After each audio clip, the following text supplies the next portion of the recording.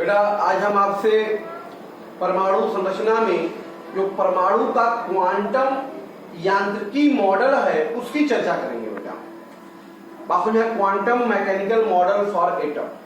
ध्यान दीजिएगा बेटा, द्रव्य की जो द्वैती प्रकृति ड्यूल नेचर है उसकी व्याख्या करने के लिए बॉर्न, बेटा हाइजेनबर्ग, जॉर्डेन, श्रोडिंगर ने एक यांत्रिकी का प्रतिपादन किया। बात समझ रहा है? जो हमारे द्रव्य है बेटा उसकी द्वैती प्रकृति की व्याख्या करने के लिए सभी वैज्ञानिकों ने, बॉर्न ने, हाइजेनबर्ग ने, जॉर्डन ने, श्रोडिंगर ने एक यांत्रिकी का प्रतिपादन किया जिसे हम लोग बेटा क्वांटम यांत्रिकी या उसी को एक तरंग यांत्रिकी कहते हैं। ठीक है बेटा, ये जो क्वांटम यांत्रिकी एक्चुअली है क्या बेटा? क्वांटम यांत्रिकी वह विज्ञान है जिसके अंदर ऐसे सूक्ष्म कणों का हम अध्ययन करते हैं जो द्वैती व्यवहार को, द्वैती प्रकृति को दर्शाते हैं। क्वांटम यांत्रिकी के अंदर बेटा हम द्वैती प्रकृति दर्शाने वाले सूक्ष्म कण जैसे इलेक्ट्रॉन, प्रोटॉन, ऐसे कणों का हम व्यवहार का बेटा अध्ययन करते हैं। ठीक है, ये यांत्रिकी है जो बेटा है एक नए मॉडल को के रूप में विकसित होती है, जिस मॉडल को हम लोग क्या कहते हैं? क्वांटम यांत्रिकी मॉडल कहते हैं। यही क्वांटम यांत्रिकी मॉडल एक्चुअल में बेटा क्या है? श्रोडिंगर के समीकरण पर आधारित है। ठीक है, तो क्वांटम यांत्रिकी मॉडल एक्चुअल में किस पर आधारित है बेटा? श्रोडिंगर समीकरण पर। आइए जानते हैं कि श्रोडिंगर समीकरण क्या है। ओके, अब हम देखते हैं श्रोडिंगर तरंग वेव समीकरण क्या है। ध्यान दीजिए, श्रोडिंगर ने बताया बेटा कि कोई भी इलेक्ट्रॉन अगर तरंग की भांति व्यवहार कर रहा है तो निश्चित ही उसको तरंग समीकरण का पालन करना पड़ेगा। ठीक है, इसके लिए इस बात को ध्यान में रखते हुए बेटा श्रोडिंगर ने इलेक्ट्रॉन की स्थिति को दर्शाने के लिए एक समीकरण दिया।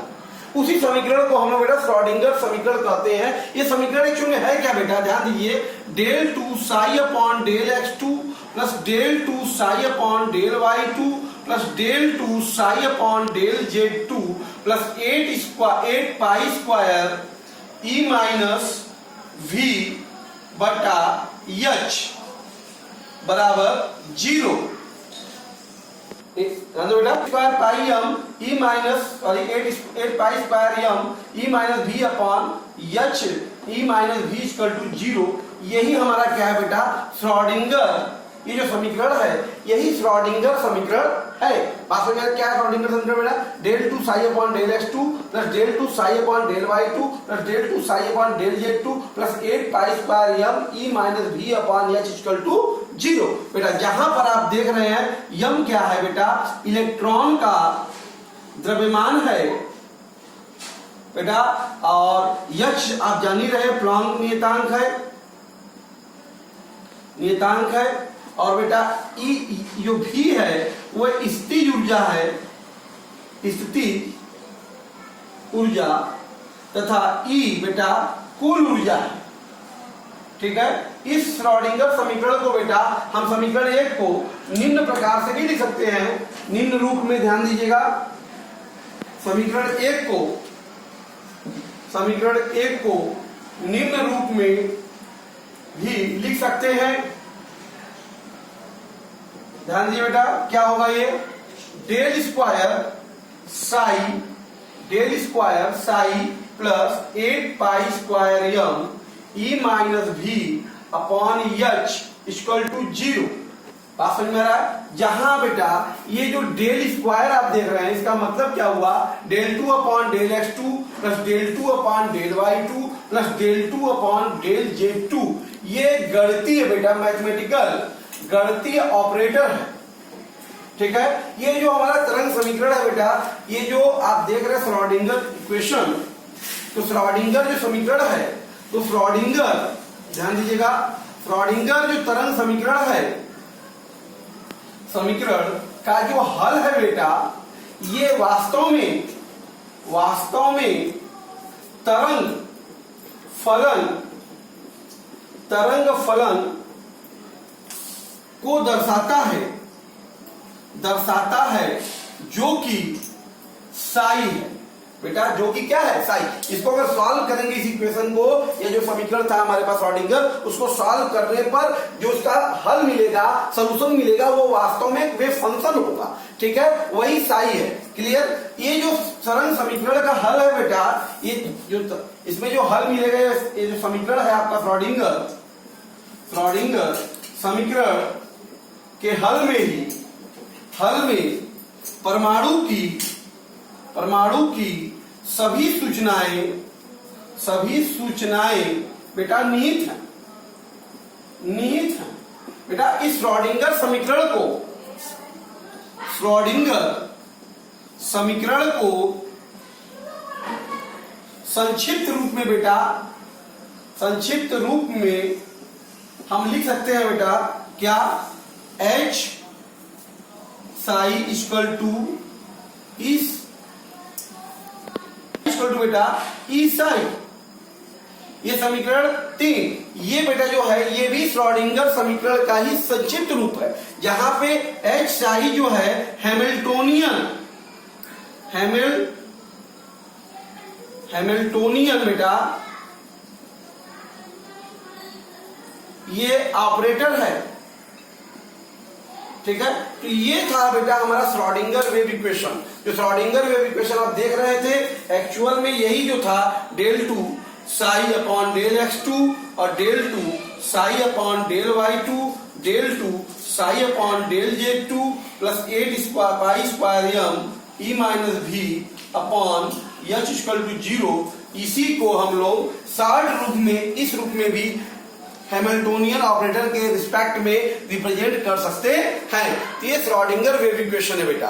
अब आइए इसमें जानने की कोशिश करते हैं, इसमें साई जो आ रहा है, तरंग फलन जो आ रहा है, ये एक्चुअल में है क्या, इसकी कोई मीनिंग भी है कि नहीं, ये कोई इंपॉर्टेंस, इसका फिजिकल इंपॉर्टेंस है कि नहीं, इसको जानने की कोशिश करते हैं बेटा। ओके, तो बेटा तरंग फलन के भौतिक महत्व से पहले हम जानने की कोशिश करते हैं हाइड्रोजन परमाणु का श्रोडिंगर समीकरण से क्या संबंध है बेटा। तो हाइड्रोजन परमाणु के लिए स्पेशली जब श्रोडिंगर समीकरण को हल किया गया बेटा, तो हल करने पर इलेक्ट्रॉन के संभव ऊर्जा स्तर तथा उनके संभव तरंग फलन हमको प्राप्त होते हैं। हाइड्रोजन परमाणु की जो हमारा श्रोडिंगर समीकरण है उसको सॉल्व करेंगे, तो सॉल्व करने से इलेक्ट्रॉन की जो भी संभावनाएं हैं कि एनर्जी लेवल कितनी होंगी या उनकी जो विसंगत वेव फंक्शन होंगे, तरंग फलन होंगे, वो प्राप्त हमें होते हैं बेटा। श्रोडिंगर समीकरण के कुछ ही हल ऐसे हैं, हल तो बहुत मिलेंगे आपको, लेकिन कुछ ही हल जो होंगे वो बहुत महत्वपूर्ण होंगे, और वही हल जो होंगे आइगन वैल्यू या अभिलाक्षणिक मान कहलाते हैं। श्रोडिंगर का क्या जो इंपॉर्टेंट होते हैं, जिसका कोई महत्व होता है, उसे क्या कहते हैं बेटा, उसका आइगन वैल्यू या अभिलाक्षणिक मान कहते हैं। और उस हल से संबंधित उस समय जो उसकी ऊर्जा होगी, वो ऊर्जा उसका अभिलाक्षणिक ऊर्जा आइगन एनर्जी के नाम से बेटा जाना जाता है। सबसे खास बात आप ये जानिए, इन अभिलाक्षणिक ऊर्जा कराता है इन तरंग फलनों को ही। ये तरंग फलन जो फंक्शन है वे वास्तव में उसका क्या होता है, परमाणु कक्षक होता है, एटॉमिक ऑर्बिटल होता है बेटा। क्लियर है? तो बेटा अब हम बात करते हैं physical significance of wave function. जो तरंग फलन का भौतिक महत्व क्या है। एक्चुअल ध्यान दीजिए बेटा, किसी भी परमाणु में जो इलेक्ट्रॉन का जो कक्षक हमारा तरंग फलन साई है, इसका कोई भी फिजिकल इंपॉर्टेंस नहीं होता, कोई भी भौतिक महत्व नहीं होता। बात में ये सिर्फ और सिर्फ एक तरंग फलन को दर्शाता है। परंतु हम बॉर्न ने बताया कि ये जो इलेक्ट्रॉन है किसी बिंदु पर, इनके तरंग फलन का जो वर्ग है मतलब साई स्क्वायर जो है बेटा, वह उस बिंदु पर इलेक्ट्रॉन के प्रायिकता घनत्व को दर्शाता है। मतलब वो उस बिंदु पर बताता है कि कितने अधिक से अधिक मात्रा में वहां पे इलेक्ट्रॉन पाई जा सकती है। तो साई स्क्वायर तो बताएगा फिजिकल इंपॉर्टेंस, लेकिन साई का कोई वैल्यूएशन नहीं है। साई स्क्वायर बताता है कि किसी भी पॉइंट पर यहाँ पे इलेक्ट्रॉन के पाए जाने की संभावना कितना अधिकतम है, ये इसी को बताता है। बात समझ में आ रहा है? इसको हम लोग वितरण फलन डी से रिप्रेजेंट करते हैं, ठीक है। ये जो प्रायिकता का घनत्व है बेटा, इसको डी से रिप्रेजेंट करते हैं। एक्चुअली डी बराबर होता क्या है, 4 पाई आर स्क्वायर साई स्क्वायर होता है। ये बेटा डी जो है हमारा एक्चुअल में इलेक्ट्रॉन घनत्व होता है। क्या होता है बेटा, इलेक्ट्रॉन घनत्व होता है।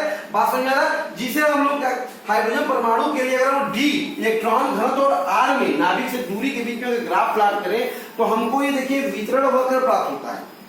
इस तरह का ग्राफ हमको मिलता है। ये ग्राफ से हम बेटा क्या बात है, स्पष्ट सबसे पहली बात ये बात है कि यहाँ पर जो नाभिक है, देखो बेटा ये क्या होगा, नाभिक।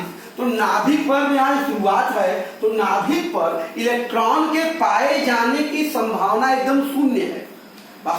न्यूक्लियस पर इलेक्ट्रॉन के पाए जाने की प्रायिकता देखो क्या, ये वैल्यू क्या है, 0 है।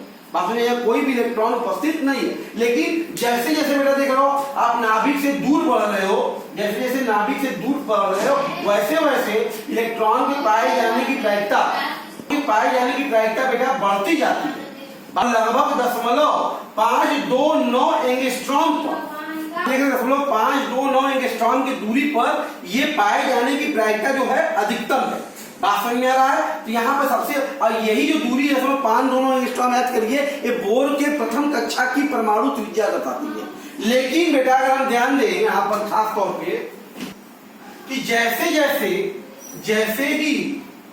जैसे ही बेटा हम दशमलव नाभिक से 0.529 एंगस्ट्रॉम से आगे बढ़ते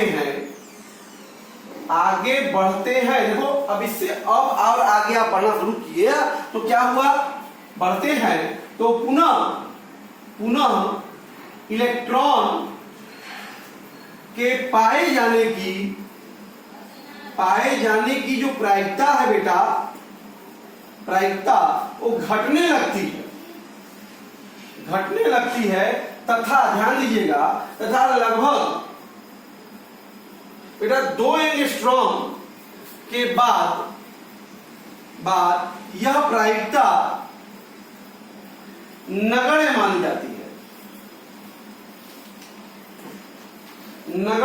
जाती है। तो इससे कुल मिलाकर स्पष्ट यह होगा, इससे यह निर्णय निकलता है बेटा, इससे यह स्पष्ट है कि नाभिक के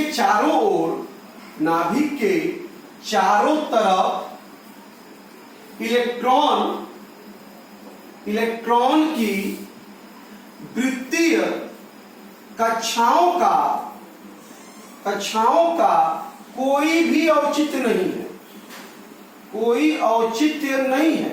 हम नहीं कह सकते कि ये इलेक्ट्रॉन नाभिक की चारों तरफ वृत्तीय कक्षा में ही अवेलेबल है, क्योंकि आप देख रहे हैं बढ़ रहा है फिर घट रहा है फिर नगण्य हो जा रहा है। यहाँ पे हम इसकी स्थिर कक्षाओं की व्याख्या नहीं कर सकते हैं। बात समझ में आ रहा है? इस प्रकार से बेटा ये जो तरंग मॉडल बोर के सिद्धांत का खंडन करता है। आप देख रहे हैं, लेकिन बोर ने कहा था कि इलेक्ट्रॉन नाभिक की तरफ तो दीर्घ स्थिर कक्षाओं में घूमता है, लेकिन यहाँ पर आप देख रहे हैं कि यहाँ स्थिर कक्षाएं नहीं है, यहाँ प्रायिकता पाई है नाभिक की दूरी जाने पे कहीं पर ये धीरे धीरे कहीं बढ़ रहा है, बाद में उसके बाद मैक्सिमम सीमा पर पुनः घटने लग रहा है। तो ये स्थिर कक्षा यहाँ पे नहीं हम कह सकते, इसका जो वृत्तीय कक्षा का औचित्य था वो समाप्त हो गया। ये तरंग मॉडल इस तरह से इसके वेव फंक्शन जो हमने देखा साई स्क्वायर की मदद से, ये जो इसका बोर का मॉडल है उसका खंडन किया जा सकता है। तो ये था बेटा साई और साई स्क्वायर का फिजिकल सिग्निफिकेंस। क्लियर है बेटा? करते हैं बेटा हम लोग परमाणु कक्षक बहुत इंपॉर्टेंट है एटॉमिक ऑर्बिटल के बारे में ध्यान दीजिएगा। इलेक्ट्रॉन के तरंग प्रकृति पर आधारित व्याख्या के द्वारा ये बात स्पष्ट हो गया है कि परमाणु नाभिक के चारों तरफ जो हमारी वृत्तीय कक्षाएं, ऐसा संभव नहीं है, तो वृत्तीय कक्षाएं नहीं होती है। तो एक्चुअल में होता क्या बेटा, परमाणु में नाभिक के चारों तरफ एक्चुअल में आकाश में विभिन्न आकार के, विभिन्न आकृति के और दिशा विन्यास की जो त्रिविम होता है, त्रिविमी क्षेत्र होता है, जहां पर इलेक्ट्रॉन के पाए जाने की संभावना अधिकतम होती है। या हम कह सकते हैं किसी परमाणु में नाभिक के चारों तरफ का वह त्रिविमी क्षेत्र, थ्री डायमेंशनल स्पेस, जहां पे इलेक्ट्रॉन के पाए जाने की संभावना क्या होती है, अधिकतम होती है, उस क्षेत्र को बेटा हम क्या कहते हैं, परमाणु ऑर्बिटल कहते हैं। ठीक है, एक परमाणु ऑर्बिटल में बेटा विपरीत स्पिन के सिर्फ और सिर्फ 2 ही इलेक्ट्रॉन रह सकते हैं। इस बात को आप ध्यान दीजिएगा। क्लियर है? और आप ध्यान दीजिए प्रत्येक परमाणु के जो ऑर्बिटल होते हैं बेटा उसको हम लोग 3 पूर्णांक n के द्वारा दर्शाते हैं। बात समझ आ रहा है? किसी भी परमाणु की जो ऑर्बिटल है उसको हम n के द्वारा दर्शा सकते हैं। n जो होता है जिसे हम लोग मुख्य क्वांटम संख्या कहते हैं, ये बेटा एक्चुअल में परमाणु ऑर्बिटल के साइज को बताता है। यन क्या बताएगा कि हमारा परमाणु ऑर्बिटल कितने बड़ा है, कितना साइज का है। बात समझ में आ रहा है। और यल जो है बेटा उस परमाणु ऑर्बिटल के आकृति को दर्शाएगा कि उसका शेप कैसा है। और जबकि यम क्या है बेटा, परमाणु ऑर्बिटल का आकाश में विन्यास, मतलब किस दिशा में उसका फैलाव है, किस दिशा में उसका विन्यास है, यह यम उसको क्या करता है बेटा, दर्शाता है। क्लियर है बेटा। परमाणु ऑर्बिटल जो होता है कि ऊर्जा जो होती है वो यन के द्वारा निर्धारित की जाती है। किसी भी परमाणु ऑर्बिटल की ऊर्जा है उसे कौन निर्धारित करता है बेटा, मुख्य क्वांटम संख्या ही निर्धारित करता है। तथा यन का मान बढ़ने पर इसकी ऊर्जा का मान भी क्या होता है, बढ़ता है। क्लियर है। ध्यान दीजिएगा बेटा, हाइड्रोजन परमाणु की जो ऊर्जा है सिर्फ मुख्य क्वांटम संख्या द्वारा ही निर्धारित की जा सकती है, जबकि बहु इलेक्ट्रॉनिक जो परमाणु है जिसमें एक से अधिक इलेक्ट्रॉन है उनकी ऊर्जा यन और यल के द्वारा निर्धारित की जाती है बेटा। अच्छा, और सबसे बड़ी बात आप ये जानिए, समान यन के लिए तथा असमान यल के मानों के लिए बेटा परमाणु ऑर्बिटलों के ऊर्जा का जो क्रम होता है, ऊर्जा का क्रम बेटा वो ये होता है SPDF होता है।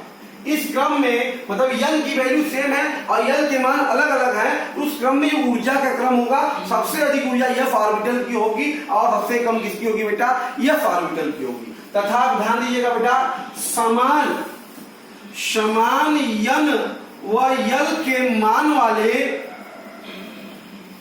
अगर यन और यल के दोनों मान समान, ये समान यन और यल के मान वाले परमाणु ऑर्बिटलों की जो ऊर्जा होती है बेटा, ऑर्बिटलों की जो ऊर्जा समान होती है।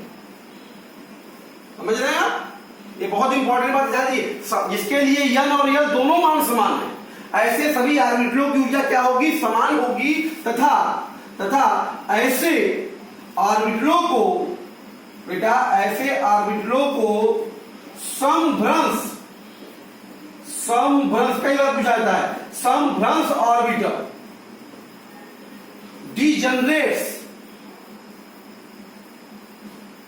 डीजनरेट ऑर्बिटल कहते हैं बेटा। ऐसे ऑर्बिटल जिनका यन और यल का मान समान हो, बात समझ आ रहा है, तो उनकी ऊर्जाएं भी समान होंगी। लगभग समान ऊर्जा वाले जो ऑर्बिटल होते हैं उसी क्या कहते हैं हम लोग, समभ्रंश ऑर्बिटल कहते हैं बेटा। क्लियर है। अच्छा, आकृति के आधार पे ऑर्बिटल बेटा हमारे पास 4 प्रकार के होते हैं। ध्यान दीजिएगा, आकृति के आधार पर ये जो परमाणु ऑर्बिटल है बेटा, ये 4 प्रकार के होते हैं बेटा। पहला यस ऑर्बिटल,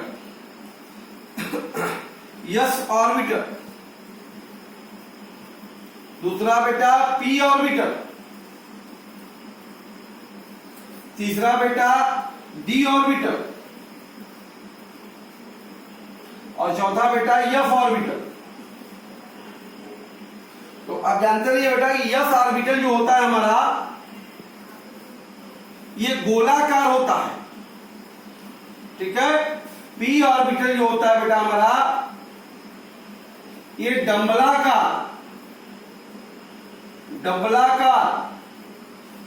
तथा डी ऑर्बिटल जो होता है बेटा द्विडंबलाकार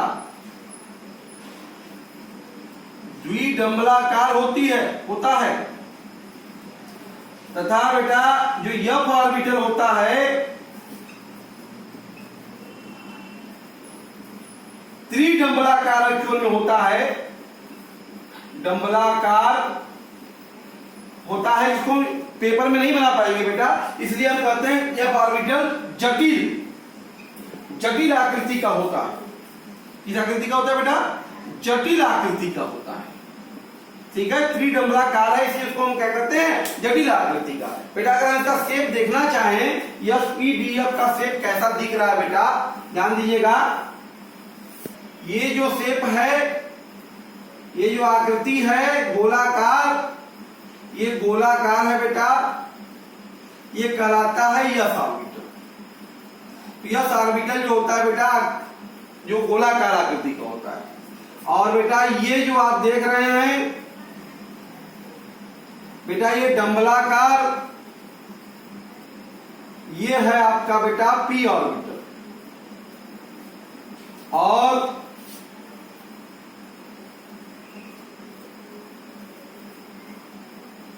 ये बेटा ये आप देख रहे हैं द्विडंबलाकार, ये है बेटा डी ऑर्बिटल। आप समझ में आ रहा? तो ये हमारा आकृति के आधार पे बेटा ये क्या है, एस वाला गोलाकार, पी वाला डंबलाकार और डी वाला बेटा द्विडंबलाकार। यह की संरचना क्या होती है, जटिल होती है। इस प्रकार हमने परमाणु ऑर्बिटल के कॉन्सेप्ट को विकसित किया। तो एक्चुअल परमाणु ऑर्बिटल है क्या, किसी भी परमाणु नाभिक के चारों तरफ का एक त्रिविम क्षेत्र है जहां पे इलेक्ट्रॉन पाया जाए। कुल मिलाकर जहां इलेक्ट्रॉन उपस्थित हो, जहां पे इलेक्ट्रॉन पाया जाएगा उसी को हम क्या कह दिया करेंगे, परमाणु ऑर्बिटल। बेटा क्लियर है? अब बेटा बात करते हैं हम लोग आपसे कोष और उपकोष, सेल और सबसेल, बहुत इंपॉर्टेंट है। इसका कॉन्सेप्ट समझना आपको बहुत जरूरी है। ध्यान दिए बेटा, समान मुख्य क्वांटम संख्या, समान मुख्य क्वांटम संख्या n वाले जो परमाणु ऑर्बिटलों का समूह होता है। आप समझ रहे? समान मुख्य क्वांटम संख्या के परमाणु ऑर्बिटलों के समूह को बेटा हम कोष कहते हैं। तथा समान मुख्य क्वांटम संख्या और समान द्विगंशी क्वांटम संख्या के परमाणु ऑर्बिटलों का, जिसके लिए मुख्य क्वांटम संख्या और द्विगंशी क्वांटम संख्या दोनों मान समान हो, ऐसे परमाणु ऑर्बिटलों के समूह को बेटा हम लोग क्या कहते हैं, उपकोष कहते हैं। या सिंपली हम ऐसे भी कह सकते हैं बेटा कि परमाणु कक्षकों के संगठन से परमाणु कक्षक बेटा परस्पर मिलकर, बात समझ में आ रहा है, क्या करते हैं, उपकोष का निर्माण करते हैं, उप ऊर्जा स्तर का निर्माण करते हैं। और यही उप ऊर्जा स्तर जो है, उपकोष है, आपस में संगठित होकर कोष या मुख्य ऊर्जा स्तर का क्या करते हैं बेटा, निर्माण करते हैं। क्या करते हैं, ऑर्बिटल से उपकोष और उपकोष से कोष का निर्माण होता है। ध्यान दीजिएगा बेटा, किसी भी परमाणु में किसी ऑर्बिटल का जो कोष होता है वो मुख्य क्वांटम संख्या n के द्वारा दर्शाया जाता है, जबकि उपकोष को द्विगंशी क्वांटम संख्या l के द्वारा दर्शाते हैं। बेटा देखिए l का मान देखो 0 1 2 3, 0 मान जो होता है बेटा वो s उपकोष को दर्शाता है, l का मान 1 जो है p उपकोष दर्शाता है, l का मान 2 जो है d उपकोष दर्शाएगा, l का मान 3 जो होगा बेटा वो f उपकोष दर्शाएगा। बात समझ में आ रहा है, क्लियर है? तो कोषों को हम लोग बेटा K L M N आदि अक्षरों के द्वारा या नंबर 1 2 3 4 के द्वारा भी दर्शाते हैं। क्लियर? या कहें K सेल का मतलब पहला ऊर्जा स्तर, L सेल का मतलब दूसरा ऊर्जा स्तर, M कोष का मतलब तीसरा ऊर्जा स्तर, N कोष का मतलब चौथा ऊर्जा स्तर। इस तरीके से होता है। और ध्यान दीजिए बेटा, किसी भी कोष में उपकोषों की जो कुल संख्या होती है वो n के मान के ही बराबर होती है। क्लियर बेटा? तथा ऑर्बिटलों की जो कुल संख्या होती है वो m स्क्वायर उसके अंदर, और उपकोष में ऑर्बिटलों की कुल संख्या अगर बात करें तो 2l+1 होती है। आइए जैसे हम एग्जांपल में समझ सकते हैं। K कोष के लिए, K कोष के लिए बेटा n बराबर 1 है, तो इसका मतलब इसमें जो उपकोष होगा बेटा वो भी क्या होगा, एक ही होगा। बात समझ में आ रहा है? एक ही होगा, तो एक होगा तो होएगा क्या होगा बेटा, वो होगा आपका यस उपकोष होगा। कितना होगा बेटा, यस उपकोष होगा। और यस उपकोष के लिए यल का मान क्या होता है, 0। ठीक है? इसमें कुल ऑर्बिटलों की संख्या कितनी होगी बेटा, यस उपकोष में कुल ऑर्बिटल कितने होंगे, यस उपकोष में कुल ऑर्बिटल होंगे बेटा 2 गुणे यल मतलब 0+1, 2l+1 होता है ना, 2 गुणे 0+1 मतलब 1 ऑर्बिटल। इसका मतलब आप कह सकते हैं कि यस उपकोष में एक यस ऑर्बिटल उपस्थित होता है। इसी प्रकार से बेटा अगर हम बात करें पी उपकोष के लिए तो बेटा यल बराबर क्या होगा, इसके लिए बताओ, यल बराबर क्या होगा, 1 होगा। ठीक है? तो इसके लिए कुल ऑर्बिटल कितने होंगे बेटा, इसमें बताओ, कुल ऑर्बिटल पी उपकोष में कितना होगा, 2 गुणे 1 धन 1 बराबर 3। इसका मतलब बेटा ये हो गया कि पी उपकोष में कितने ऑर्बिटल होते हैं बेटा, 3 ऑर्बिटल होते हैं। पी उपकोष में कितने ऑर्बिटल होते हैं, 3 ऑर्बिटल होते हैं। इसी प्रकार से बेटा हम बात करें के लिए डी उपकोष में यल बराबर कितना होता है बेटा 2, इसका मतलब कुल ऑर्बिटल डी उपकोष में कितना होगा बेटा, देख बताओ 2 इंटू 2 प्लस 1 मतलब 5, इसका मतलब बेटा डी उपकोष में 5 डी ऑर्बिटल होते हैं। कितने डी ऑर्बिटल होते हैं, 5 डी ऑर्बिटल। इसी प्रकार से बेटा एफ उपकोष में बात करें यल बराबर क्या होगा 3, तो यहां से कुल ऑर्बिटल कितना हो जाएगा इसमें बेटा बताओ, एफ उपकोष में 2 गुणे 3 धन, इसका मतलब एफ उपकोष में बेटा 7 और एफ ऑर्बिटल होते हैं। कितने एफ ऑर्बिटल होते हैं बेटा, 7 एफ ऑर्बिटल होते हैं। इसका मतलब बेटा हम कह सकते हैं कि एस उपकोष 1 एस ऑर्बिटल से, पी उपकोष 3 पी ऑर्बिटल से, डी उपकोष 5 डी ऑर्बिटल से, और एफ उपकोष जो है वो 7 एफ ऑर्बिटलों से मिलकर बना होता है। क्लियर है बेटा। तो बेटा अब हम बात करते हैं आपका मॉडल एटॉमिक मॉडल, जो ये सभी तरह की चर्चाएं श्रोडिंगर समीकरण हम लोगों ने पढ़ा, उसके अनुसार पर आधार पर जो हमारा आधुनिक परमाणु मॉडल उभर के आया उसके बिंदु को जानने की कोशिश करते हैं। ध्यान दीजिए, ये आधुनिक परमाणु मॉडल बेटा इलेक्ट्रॉन की तरंग प्रकृति पर आधारित है, श्रोडिंगर द्वारा दिया गया है। सबसे पहली बात क्या है कि परमाणु का जो होता है उसके 2 मुख्य भाग होते हैं, एक होता है उसका नाभिक और दूसरा होता है नाभिक के चारों तरफ का त्रिविमीय क्षेत्र जहां पे इलेक्ट्रॉन व्यवस्थित होते हैं। ठीक है बेटा। दूसरी बात क्या है बेटा कि किसी भी परमाणु के नाभिक के चारों तरफ का वे त्रिविमीय क्षेत्र जहां पर इलेक्ट्रॉन के पाए जाने की संभावना सबसे अधिक होती है, वैसे क्षेत्र को हम क्या कहते हैं, परमाणु ऑर्बिटल कहते हैं। और एक परमाणु ऑर्बिटल में बेटा विपरीत स्पिन के 2 इलेक्ट्रॉन रह सकते हैं। तीसरी खास बात जान लीजिए बेटा, समान मुख्य क्वांटम संख्या और द्विगंशी क्वांटम संख्या के परमाणु ऑर्बिटल जो हैं आपस में मिलकर क्या बनाते हैं बेटा, उपकोष का निर्माण करते हैं, उप ऊर्जा स्तर का निर्माण करते हैं, तथा समान मुख्य क्वांटम संख्या के जो कोष हैं वे आपस में संगठित होकर बेटा कोष बनाते हैं। ठीक है बेटा। उसके बाद ध्यान दीजिए, एक एस ऑर्बिटल जो होता है, एक एस उपकोष का 3 पी ऑर्बिटल, एक पी उपकोष का 5 डी ऑर्बिटल, एक डी उपकोष का और 7 एफ ऑर्बिटल जो है एक एफ उपकोष की रचना करता है। ठीक है बेटा। हमारे पास जो एक उपकोष में आप जान रहे हैं, जो पी उपकोष में 3 पी ऑर्बिटल बेटा कौन कौन है, पी एक्स, पी वाई और पी जेड होता है। इसी प्रकार डी उपकोष में जो 5 डी ऑर्बिटल है बेटा वो कौन है, d x y, d y z, d z x, d x square minus y square, d z square. और इसी प्रकार से बेटा एफ उपकोष के 7 एफ ऑर्बिटल है, क्या है बेटा, f x y square minus z square, f y z square minus x square, f z x square minus y square, f x y z, f x cube, f y cube, f z cube होता है। जरा इनकी आकृति देखी जाएगा बेटा, इन ऑर्बिटलों हो गया हमारा, क्योंकि यस उपकोष में एक ही ऑर्बिटल होता है तो ये हो गया यस ऑर्बिटल। पी के 3 ऑर्बिटल होते हैं, पी के बेटा 3 ऑर्बिटल होते हैं। ध्यान दो, अगर ये एक्स एक्सिस है तो ये कहलाएगा बेटा पी एक्स ऑर्बिटल। ठीक है। ये अगर हमारा क्या है, ध्यान दो, ये वाई एक्सिस है, ठीक है, तो ये हमारा कहलाएगा पी वाई ऑर्बिटल। और बेटा ये अगर हमारा जेड एक्सिस है तो ये हमारा कहलाएगा पी जेड ऑर्बिटल। इस तरह से एक्स वाई जेड एक्सिस हमारे पी एक्स, पी वाई और पी जेड होते हैं। इसी प्रकार से बेटा अगर हम डी के ऑर्बिटलों को देखना चाहें, ध्यान दो, 5 डी ऑर्बिटल है आपके पास।